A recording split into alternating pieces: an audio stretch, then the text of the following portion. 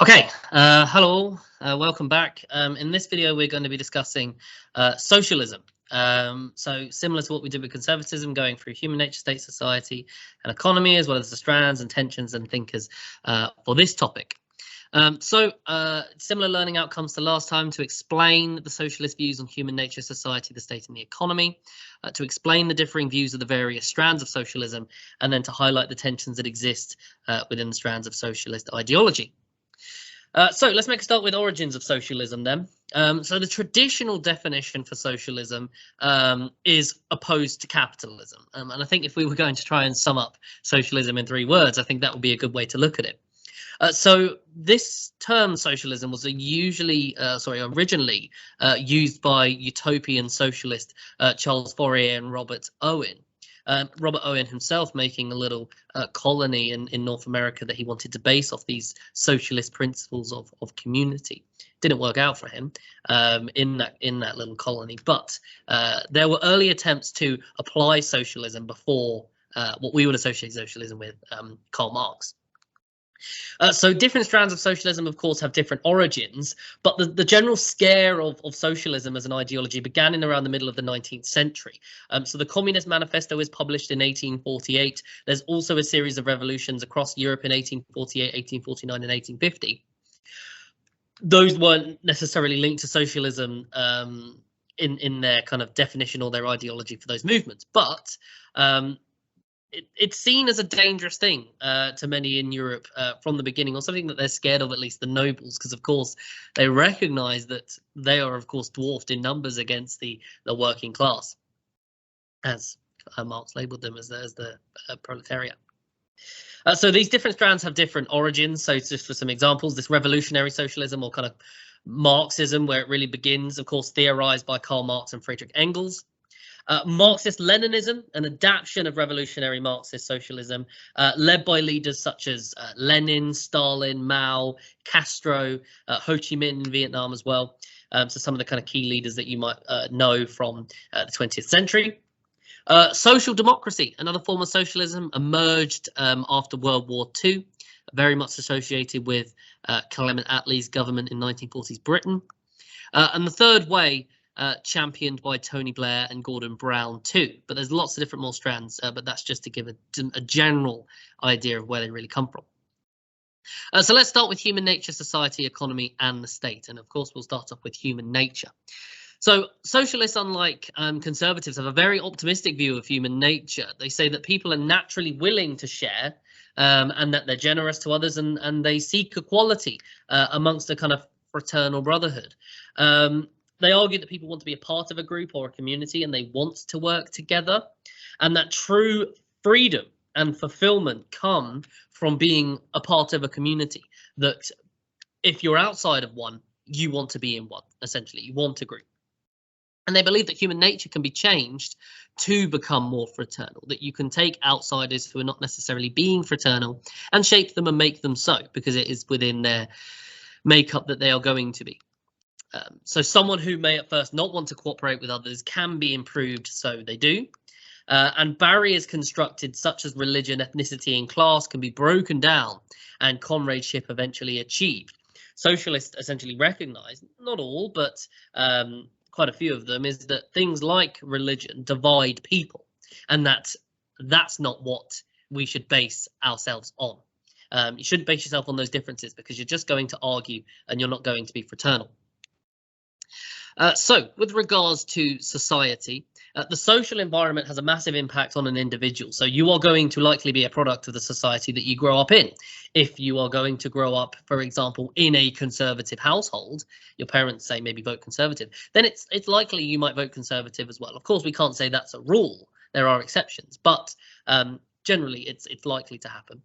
So unequal societies with capitalist economic systems will lead to people being different to how they would have been in a socialist state. And conservatives recognize that as well. Of course, conservatives say in a capitalist society, people will be different. You will have social class and inequalities. The key difference being is that conservatives say that that's a good thing, that it's natural. Socialists say that's not a good thing, and that actually we should strive to get rid of it. So an individual's class will have a significant impact on them and perpetuate inequality as well. So your life may be defined by where you sit on that economic system, class system. And that equality of outcome is needed to ensure equality, as equality of opportunity is destroyed by the class system. You can give people the equality of opportunity, but if class exists and it's quite rigid in its form, then people that are working class will not be able to access the same opportunities that people that are middle class are. So very early forms of socialists recognize that equality of outcome is much more desirable than equality of opportunity. A perfect society to a socialist has the following things. It has fraternity, it has cooperation, and it has solidarity. So it's very peaceful in a sense. So with regards to the state, there needs to be a strong state to socialists, and the state is going to run the economy for the betterment of the people living within the country. So they focus on bringing power to the people and the workers with regards to the state. So, for example, nationalizing industries, putting them in the hands of the workers rather than, say, rich factory owners. Socialists disagree about the exact nature of the state and the amount of control needed to prevent inequality. So as you kind of go further down the line towards a more modern form of socialism, maybe if we're thinking about the third way, in that the need for that strong state lessens and lessens. Marx argues, essentially, that the state will fade away as well once socialist values are universally held. So to a lot of socialists, the state very early on is some form of necessary evil. You need the state to apply your socialist principles. Once you've done so, well, according to Marx, there's no longer a need for the state because you've applied socialism. So we can then move on into communism, a stateless society. So with regards to the economy, probably the largest kind of focus of socialist thinking very early on is that for socialists, it's pretty much key, and it goes back to the ideas of economic determinism, that where you stand in the economic world, where your place is going to define where you're going to end up in your life. So there should be state planning of the economy, absolutely, to plan to make sure that nobody's going to be left behind and everybody's going to benefit. They argue for common ownership and extensive public services as well to better everybody, give them an equality of outcome. You will remove capitalism for more revolutionary elements of socialism. For more evolutionary forms of the economy, though, it will be more state moderating or regulating capitalism. So it depends on the type of socialism. It will either go from the complete removal to a very heavily regulated form of capitalism. Depends on the strand. Redistribution of wealth is, of course, a key kind of concept across all forms of the socialist strands. Again, it can be through different ways, maybe through taxation or maybe through the forced redistribution of wealth. And the economy will be stable and it will meet the all needs of everybody and not just the few kind of wealthy capitalists, with workers striving for a common good together. So it very much links in with the idea of what socialists think about human nature, that we're fraternal, we cooperate, and that when we can kind of apply those principles to the economy, we will then make an economy that's better for everybody. So just to kind of summarize some of the core ideals that are included within socialism as an ideology. So collectivism being one, collectivism maintains that humans can achieve their political, social and economic objectives through collective action by working together. Humans are social and they do work together, according to socialists, and that we're pretty much tied by fraternity, as we mentioned, with human nature. And that the interests of the group should always be above the individual. Because if you put the interests of the group above the individual, you're getting rid of selfishness and you're making sure everybody at least has an equal part in society and gets what they can out of it together. So competitive economics is pretty wasteful to socialists. So collectively, you can actually work towards people's interests better rather than forcing a competition which is going to leave somebody behind. Collectivism in the state leads to equal distribution and a better economy overall. So secondly, common humanity is another kind of key ideal of socialism, so that humans are naturally inclined to work together, produces the best results from society. So capitalism essentially undermines that common humanity because you are not working together in capitalism, and in fact you are in competition with one another. and that humans can be driven by a series to contribute to the betterment of society. So, for example, cooperative efforts to improve the economy is just going to help everybody. So we need to make sure we all kind of have a common humanity. We're all looking for the betterment of each other. So moving on, equality, another key concept of socialism. There's two principles within equality. So you have kind of social equality and the equality of outcome. So you're going to achieve that through your distribution of wealth and income to make sure everybody kind of has an equal part. And egalitarianism as well. So a theory which is designed to remove or reduce inequalities and giving everybody a fair chance as well. So kind of putting those two kind of theories together, you will achieve full equality to a socialist. So revolutionary socialists demand absolute equality, while social democrats, on the other hand, call for relative equalizing of society through reform. And we'll talk a little bit about these strands later on, but there are some differences. And your equality is also going to ensure fairness for everybody. Equality also reinforces collectivism. It's going to reinforce cooperation and solidarity as well, because if you have full equality or you want to strive to equality, then you want collectivism and you want cooperation. Then you're going to have equality. And equality is also going to satisfy all basic human needs. If you have equality and everybody can access those needs, obviously, you know, just some very basic needs such as food, water, shelter, whatever. If everybody can access those at a basic minimum and have them to a good standard, then you are going to have an equal society. Common ownership as well. So owning the means of production so everybody can participate and benefit is also going to be one of the key kind of ideals within socialism. They believe that capitalism and factory owners owning businesses they are not producing for the benefit of everybody. They're producing for the benefit of themselves, for profit. So if you bring that into public ownership, then the government or the state or the people can work those industries themselves and make them better for everybody. Social class, also another key part of socialism. So classes represent the views of the people within them. So there's a clear, what socialists recognise as a clear culture between those that are working, middle and upper class. They all have their own values, their own principles, and the people within them are going to want something different from the society that they live in. So Marxists argue that your class is also linked to your relationship to the means of production, and that conflict is going to be inevitable. So if you are working class, at least if we go back to say the 1850s, if you're working class, you are likely going to be working in a factory or you are going to be a peasant. If you are middle class, you might be a teacher or you might be a shop owner. If you are upper class, then you are going to be a capitalist. There is going to be conflict between those classes because the higher up you go, the better off their lives are. But to socialists, why should they have a better life? Everybody's still human. So instead, you should have equality and you should have egalitarianism. Social democrats, on the other hand, argue that you can reduce the class divide with government initiatives and targeted intervention instead, so that you can use the Keynesian economics to hopefully make everything better for everybody, rather than, say, a complete overhaul of the means of production and society. To go for a couple more kind of core ideas as well. So workers' control, another key idea of socialism, so that the complete or partial ownership of an enterprise, such as a factory, by the employees is incredibly important. So the decision making within a factory should be in the control of the workers because they know what's going to be best for them. And what's best for the workers is not profit. The control of the state by the workers is also going to be incredibly crucial. So again, you can operate the state and make it for the benefit of the people living within it.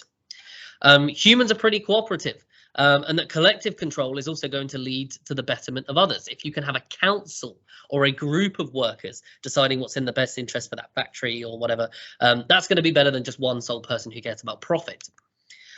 Workers are the most important aspect of a factory as well, so they should have the right to control and decide. Socialists argue that without any of the workers within the factory, you can't make anything, and the person that controls it can't make a profit. So they should have the most amount to say, considering they are the key component of the industry that they are working in, be that a factory or whatever. And workers' control is also a pretty important step towards socialism. So you will be able to enable the introduction of maybe some limited social and economic reforms, but maybe to a more revolutionary socialist, if you achieve workers' control, then you will be able to eventually wither away that state because it will be in the interest of the workers or the people that are in control of the factories, the industry, and the government. So let's just go through the different strands and ideologies within socialism, and there's quite a lot to go through and quite a lot to discuss. So going through some of the kind of different types of socialism that we have, we can identify two different categories of socialism. So fundamentalist socialism, within here we have some of the more radical elements or revolutionary elements, so Marxism, Marxist-Leninism, democratic socialism, neo-Marxism as well.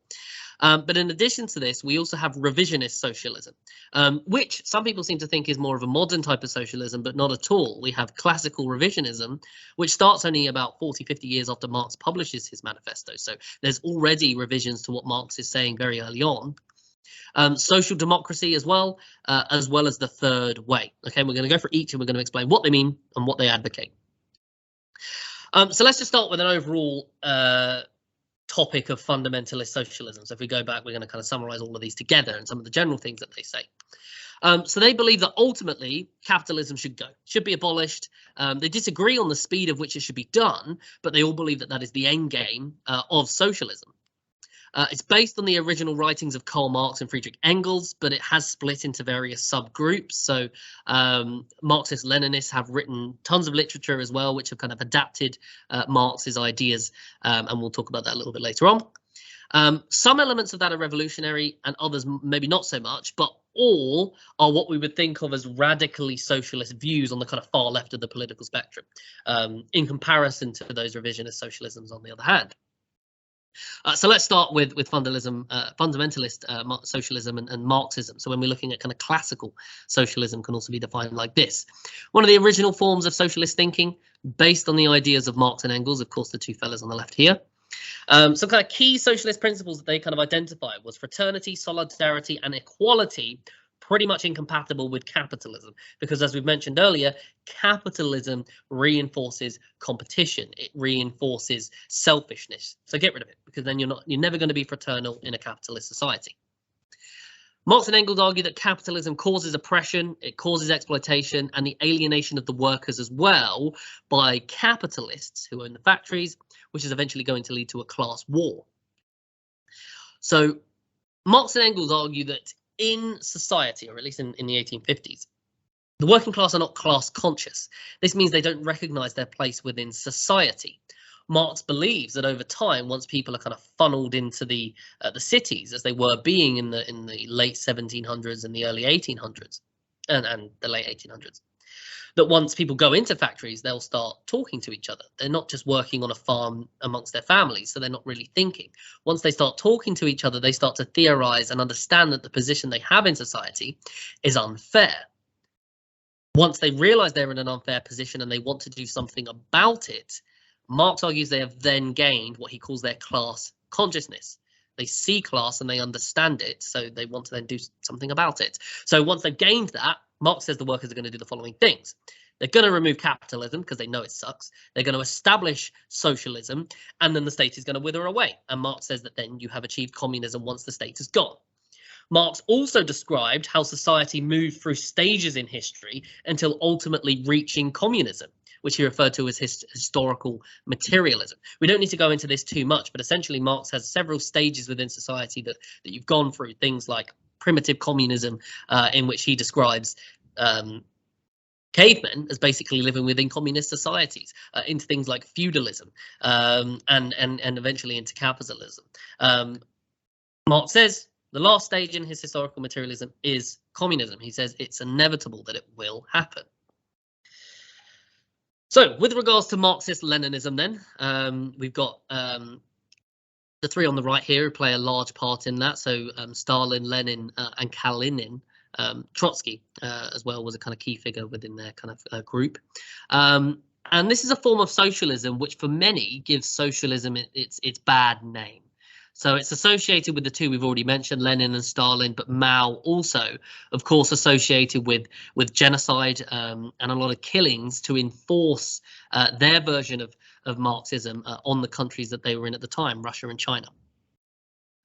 So Lenin leads a revolution in Russia in 1917, stating that there was no need for all the stages of historical materialism to be fulfilled before socialism.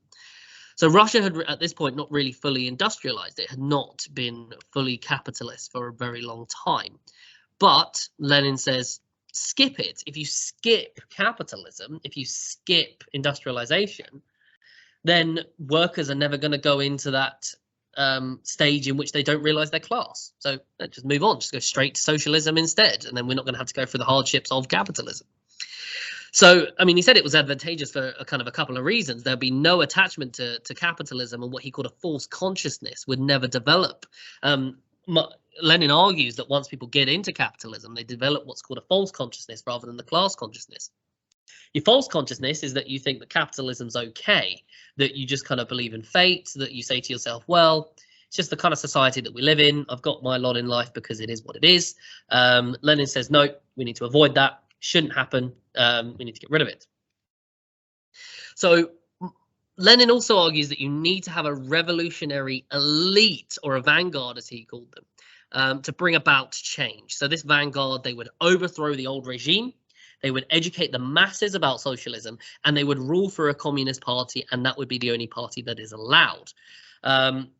This vanguard to Lenin would be highly educated as well. He recognized that a lot of working class people, at least in Russia at the time, were not educated. A lot of them could not read, that they could not write. So how could they understand the complex nature of a state or a revolution? Lenin said he could, because he was educated, he could read, he could write, and he wrote several books himself. So he said, I can lead that revolution. So what this party is going to use, the Communist Party, is democratic centralism. So you're going to have a one-party state. You're only going to discuss within the party what's going to happen, the management of the economy, the management of the state. Once decisions are made by the kind of party, once they're made by the kind of council, the top vanguard within the party, no opposition, no dissent at all is going to be tolerated, as it is kind of anti-revolutionary. But what this essentially leads to is highly oppressive regimes, which are enforcing their rules on people within the country, often, sadly, times through violence. So Stalin, on the other hand, adapted Lenin. He added what he called socialism in one country. Lenin said that, and Trotsky, on the other hand, as I've written here, proposed a kind of permanent revolution. So country by country, you would have ongoing revolutions. So by kind of 1917, 1918, 1919, Trotsky thought to himself, it's looking pretty promising. Countries like Germany had gone through a communist revolution as well. So he thought to himself, hey, maybe this Russian Revolution has triggered a communist revolution in the next country, and then that's one going to do it in the next, and the next, and the next, as kind of class consciousness builds. Once Trotsky's kind of out the picture, Stalin instead says, no, we'll have socialism in one country, socialist nationalism, and I will be the kind of central figure in that. Mao kind of adds to that as well with his Cultural Revolution. So what these states end up really being is one-party states with a kind of cult of personality around the leader within the country. So be that Stalin or be that Mao or Castro. Democratic socialism then, kind of moving forward a bit in time. This is pretty much fundamentalist socialism without the revolution. And these ideas had really emerged kind of in recent years as well under Jeremy Corbyn in the UK and the party Syriza in Greece. Was pretty key in the Labour Party in its early years, with Clause 4 that called for the people to gain control of the means of production, so nationalisation, and then the redistribution of wealth as well. So some of the ideas were promoted by our key thinker, Beatrice Webb, who was a member of the Fabian Society, but also Tony Benn in the 1960s and the 1970s. But we really see democratic socialist principles being applied in Clement Attlee's 1945 to 1951 government. And they enacted many of these reforms. So, for example, the NHS and socialised healthcare. Communist parties across Western Europe have also kind of followed these ideas. So these democratic socialist principles have been pretty popular in the kind of 1950s, 60s and 70s. So neo-Marxism, essentially meaning kind of a new form of Marxism, it tries to explain capitalism's continued existence through cultural hegemony. So, you know, Marxists get to about, say, 1970, 1980, 1990, and they say to themselves, Marx said communism was inevitable, that it was going to happen. But 150 years later, we're still in a capitalist society. So why is that? So that's what neo-Marxists attempt to explain. So what they say is that the values of capitalism are being perpetuated through different forms. They're being perpetuated through art, media, education, which makes any form of gradual change pretty much impossible, because everybody is being stuck in this false consciousness that capitalism is fair. And they call for a revolution at the next economic slump, that bad economies is going to cause revolutions, because that is going to cause class consciousness. And I mean, I'll put here that neo-Marxists must be rubbing their hands together at the moment, considering the state of the economy in 2022. But since these theories have come out, there have been several economic slumps, and still there has been no revolution. But Ralph Miliband, who's father of Ed and David, was a kind of key theorist in this form of socialism, which was actually thrown at Ed Miliband when he was the leader of the Labour Party, as a kind of insult from Cameron. So looking then at revisionist socialism, so a different strand of socialism, different ideals. This type of socialism and its various subgroups pretty much go against the Marxist view that capitalism must be destroyed, and instead they look at ways in which capitalism can be moderated over time. So this type of socialism rejects the idea of revolution. It says you don't need it, it's too costly. And this type of socialism is much more moderate than fundamentalist socialism, and it forms the centre left of the political spectrum. So it's pretty much the form of socialism that's most common in Western democracies today. So, for example, in the UK, it's been really the more popular form of socialism in the Labour Party since around 1994. So let's go through a couple of strands of revisionist socialism, and we'll start with classical revisionism. So it's based on the writings of Edward Bernstein in 1898, who's this fellow on the screen to the right there. And he stated that workers' conditions have pretty much improved by 1898 in comparison to the 1848 when Marx wrote his manifesto. And those conditions could improve further, even it could continue to improve even further under socialist governments while capitalism continued. So you didn't necessarily have to get rid of capitalism. You could keep it going, and workers' conditions could improve, but you just kind of include some socialist elements within there. Socialist governments would be likely as the franchise increased. Bernstein said that once more working class people were able to vote, they were likely to vote left wing. They were likely to vote socialist. And they essentially just made the argument that Marx was wrong. Marx said that capitalism and socialism can't exist together. Bernstein says, yes, they can. So it's kind of a key difference. Although, kind of after Bernstein, this classical revisionism is pretty much used as an insult. So, for example, Trotsky accused Stalin of revising Marxist-Leninism against what Marx really wanted. So it wasn't really seen as a positive thing to many of the kind of socialist leaders that came out in the early 20th century. So moving kind of very, very far ahead in terms of a timeline, going towards the 1960s, social democracy starts to become relevant within the Labour Party specifically. So it's a moderate form of socialism that accepts the continuation of capitalism as well. It was developed by key thinkers such as Anthony Crosland on the right here, and it focused on Keynesian economics with the state management of market forces and funding of public services. As we know with Keynesian economics, putting a lot of money into the economy. And capitalism would go through this, and it would be improved by removing boom and bust. Crosland said you could predict boom and bust through state management and Keynesian economics. So bust would never happen ever again. You would just have good economies because you would plan for it to be good. They emphasized the need for national, not European-wide control of economies. So a lot of these kind of social democratic thinkers were kind of anti-Europe. There'll be no further nationalization needed beyond that of 1945. A mixed economy was going to be ideal. So social democrats kind of rejected any forms more of nationalism. They didn't want to take it away, but they just thought that what was done in the 40s was enough. And it's kind of very close, if you can remember back to John Rawls and his theories of justice and modern liberalism. You see a lot of similarities between this social democratic thinking and the liberalism that John Rawls espoused. Of course, John Rawls said he wasn't a socialist, but you can see a lot of similarities between the two. So go on to the third way then. So it was the ideology used by New Labour under Tony Blair. The key thinker that we associate with the third way is, of course, Anthony Giddens. And just to go through a couple of the points that they kind of emphasize. So, of course, the third way accepts free market neoliberal economics. You will have a greater equality of opportunity, not equality of outcome. So you accept the individual wealth that people might have. Any tax revenue that you make, you're going to spend that on public services which promote equality of opportunity. So, for example, the EMA or the growth in university numbers, for example. And you focus on removing inequality that are going to be based on gender, race, and sexuality. So, for example, the introduction of civil partnerships, rather than economic inequality. And another example, of course, of Clause 28. Blair got rid of Thatcher's Clause 28. So much more about increasing equality of opportunity rather than outcome. But remember, the key distinction in the third way is that, yeah, we just accept free market neoliberal economics. They're fine. We just got to get people out of poverty, was essentially Blair's argument. I don't care how much money the middle class and upper class are making, just get people out of poverty.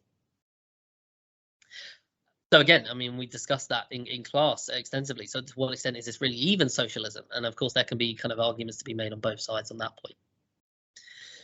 So then just to go through some of the tensions then that exist within socialism, within the kind of different categories that we've looked at. So let's start with human nature. So revolutionary socialists and social democrats argue that capitalism has distorted human nature into that false consciousness that we talked about earlier, so being greedy or being selfish. But the third way, on the other hand, argue that capitalism can be beneficial to human nature, that if you give people economic rewards, they can be utilized for the common good if correctly married to core socialist beliefs of cooperation and fraternity and community. Essentially, what the third way is saying is that they're basically arguing that too much of a dependency culture is just going to lead people to being unambitious or not being driven by anything. For society, on the other hand, generally socialists disagree on the methods of instigating social change and kind of what the core principles of a socialist society should be. So, for example, revolutionary socialists such as Marx and Rosa Luxemburg, they argue that capitalism is so ingrained that only revolution can make a change. On the other hand, democratic socialists argue that society can be reformed. You've got parliament there, and parliament is sovereign, so you can use parliamentary legislation to very easily change the constitution and enforce socialist change. So that came across from Webb and Crossland. In addition to society, social democrats in the third way argue for a kind of humanizing of capitalism, and the third way specifically argues for a positive role for individualism and the free market. So again, as we mentioned earlier, marry together the selfish aspects of neoliberalism with social democratic principles of community and fraternity, and you can achieve a form of socialism within that. So with regards to the state, revolutionary socialists like Marx and Engels, they argued that after revolution, the state will disappear and communism would be established. And Rosa Luxemburg disagreed to an extent and argued that socialist state should replace capitalism with kind of democratic elections and free speech. So even within revolutionary socialists, we see some differences. Democratic socialists and social democrats, on the other hand, argue that the state can remodel society without revolution. So instead you have evolutionary change. So Webb and Crossland both said parliamentary democracy can reform instead. In addition, the third way argues that the state should support free market to lead to improvements for all, so there's equality of opportunity. So political power should be decentralized, so you create your devolution, you give some powers to Scotland and some to Wales, and the private sector can run some public services, and they believe the third way that can lead to a betterment of services for people.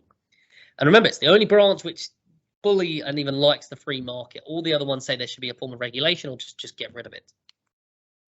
Neo-Marxists, on the other hand, with regards to the state, argue that democratic socialist and social democrat governments have pretty much struggled to implement reforms as the civil service, so the military, are loyal to capitalism, and that Miliband argued that only revolution could prevail. So they kind of go back to that classical thinking and say that actually that was the correct way. We've kind of gone away from our early socialist principles.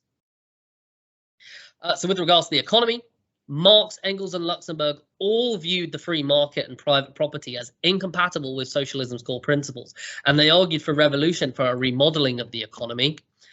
Democratic socialists, on the other hand, such as Webb, they agree with this assessment, but they argue that a socialist state and the economy will be achieved via reform instead, so as we mentioned earlier, via that kind of parliamentary legislation.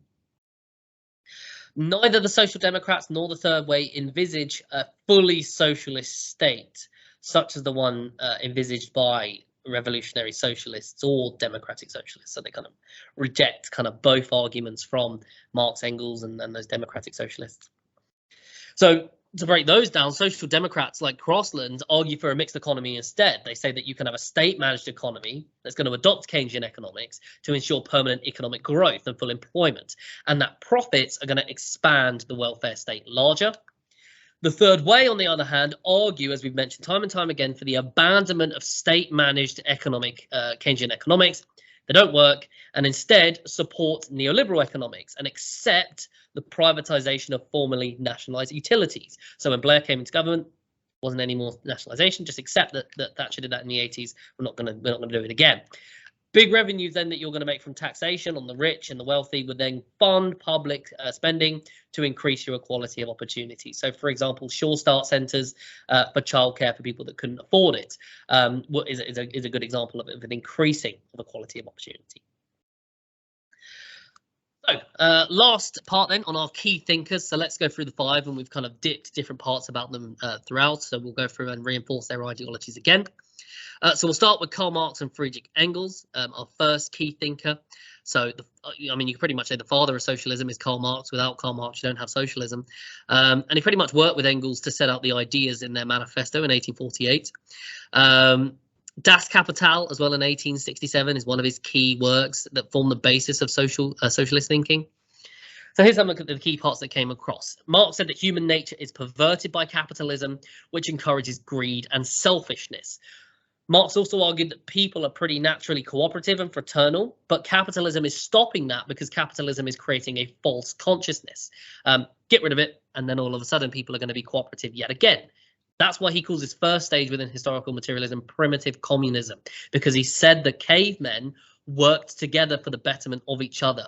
It was only when you introduced competitiveness that did people stop working together. He also recognises that social class and conflict is pretty inevitable, and that's between what he identifies as 2 social classes, the proletariat and the bourgeoisie. Okay, the bourgeoisie being your kind of upper class, your factory owners, your proletariat being the factory workers. And conflict was going to lead to revolution. Capitalism was doomed, as we mentioned earlier. Marx said it's inevitable. Capitalism is going to go. It's going to happen.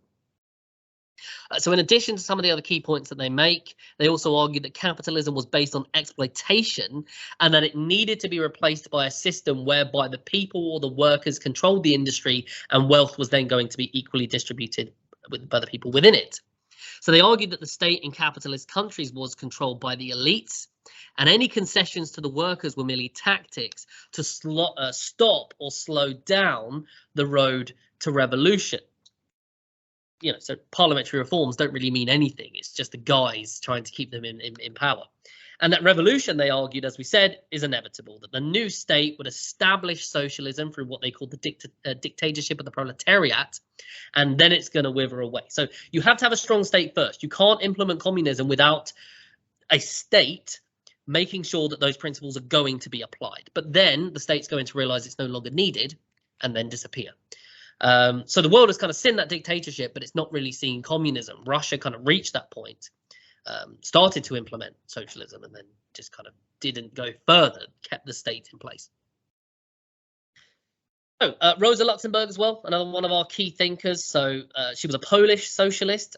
She became naturalized to Germany, though, later, and was a key figure in the radical left-wing politics of Germany before World War I. She made a contribution to fundamentalist socialism that kind of differed from Marx and Lenin was her contemporary at the time. She was tortured and murdered by right-wing paramilitaries, though, the Freikorps, in January 1919 after a failed uprising following the First World War and the loss for Germany in that war.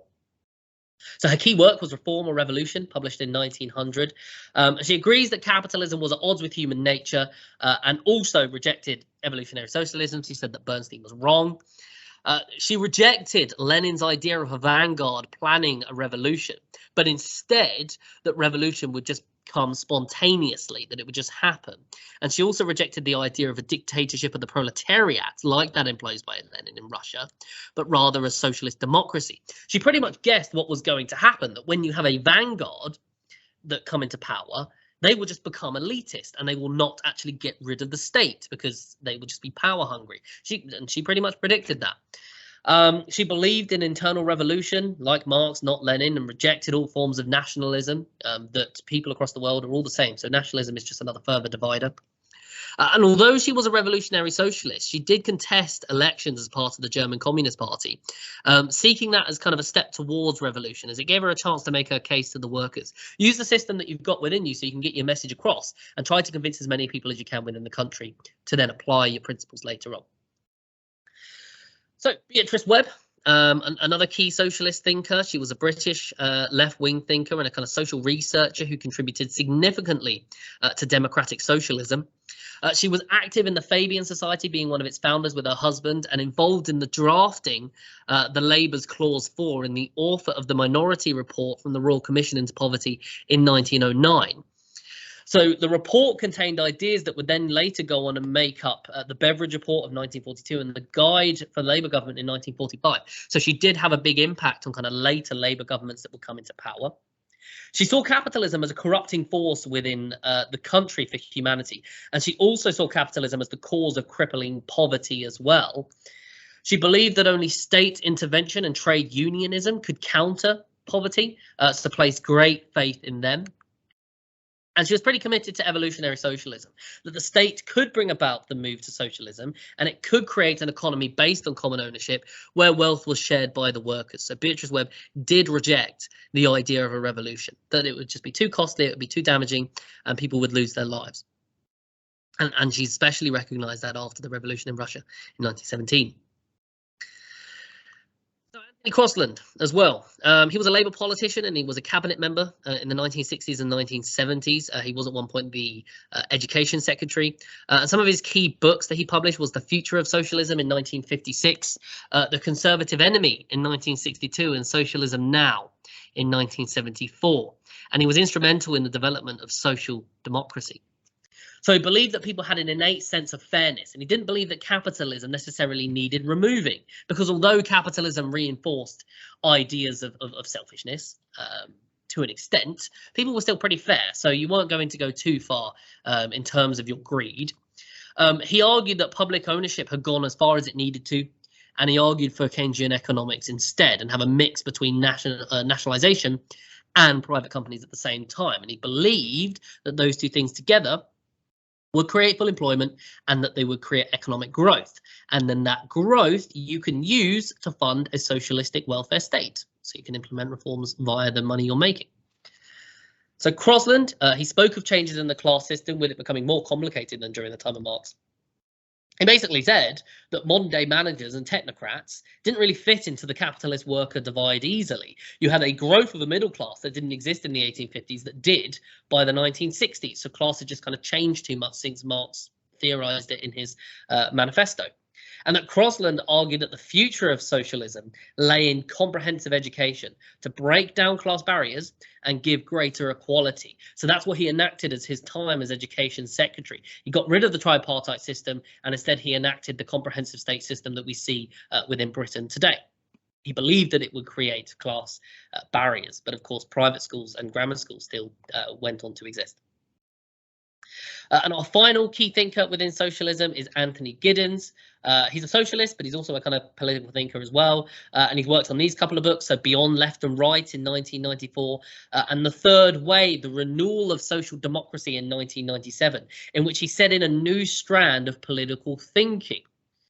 So although agreeing that capitalism had a corrosive impact on human nature, he believed at the same time that capitalism and individualism were pretty much established beyond change. You can't get rid of them without enacting large change that would have very much negative consequences on the world or the country that you're in where the revolution is going to happen. So he rejects the idea of that. He believed that capitalism and the free market generated wealth in a way that public ownership could not. However, neoliberals ignored the need for social cohesion. So he added that together with free market economics. He says that combine those two things, bring together free market economics, but also social cohesion. And he argued that you could create a new, better way forward with those two things together. And he said it was needed in a modern world where the big industries of old had declined, leaving people feeling pretty alienated. And that the state should concentrate on public services such as education rather than economic management. And finally, Anthony Giddens also went on to say that he pretty much accepted economic inequality. He said it would exist, but instead we need to focus on equality of opportunity to try and lift people out of poverty themselves. So there was a focus much more on individualism than there had been before. Okay, thank you all for listening. So that's the video on socialism. Next, I'll also upload one on nationalism. So you will have kind of a video for each of those ideologies that are going to come up in your exam. Okay.